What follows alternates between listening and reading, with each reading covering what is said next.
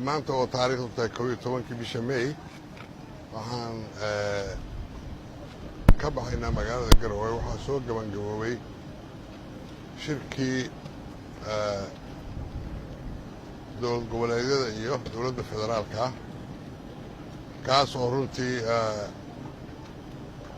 ku dhammaaday si aan u fiicnayn dalka iyo dadka midna laguna farxin laakiin waa Soomaali baa la yahay waa la isu tagi doonaa midha waa la heshiin doonaa maray tahaba laakiin hadda nasiib darro dowladda federaalka haba yaraatee wax jixin-jixa ama garowsho ah oo wax alaalay wixii dhibaato jiray oo ka mid ahayd sharcigii oo doorashooyinka ka mid yahay arrinta galmudug oo aad ogtihiin xaalkeeda oo ay aad iyo aad maaragtay gardarre iyo colaad badan ku hayaan arrintii khayraadka midii golihii iskaashiga oo dowladda federaalka iyo dowlad goboleedyada aad iyo aad ayaan uga xunnahay intaasoo dhan dowladda federaalka ay wacyi diiday inay ka garowdo weliba midka labadan sharci oo batroolka iyo ama khayraadka iyo doorashooyinka labadoo baarlamaanka yaallin kaa baarlamaanka ha yaalleene midkan doorashooyinka heshiiskii baydhaba lagu galay oo ahaa keliya in doorasho one man one vote ama qof iyo cod ay ka dhacdo Soomaaliya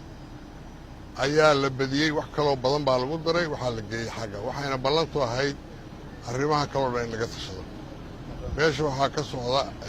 wada tashi la'aan waxaa kaloo aad iyo aad looga hadlay maqaamka muqdisho oo dad badan oo Soomaaliya ku nool yihiin wax xuquuqan aan lahayn wax doorashaan aan lagu qaban bal in wax uu loo sameeyo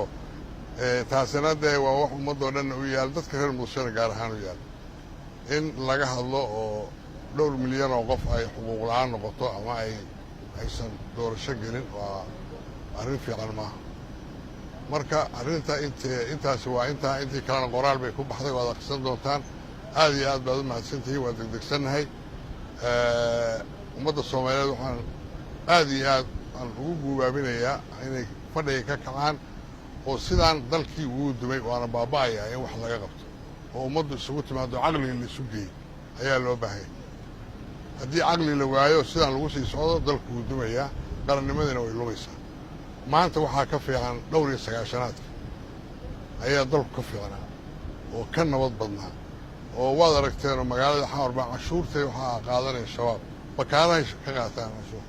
maxkamadaha ay wax ku kala xukumaan xamar weynay ku yaalleen aad iyo aad bay nasiib darro u tahay dadka ayaana loo baahaya arrinta inay ka dhiidhiyaan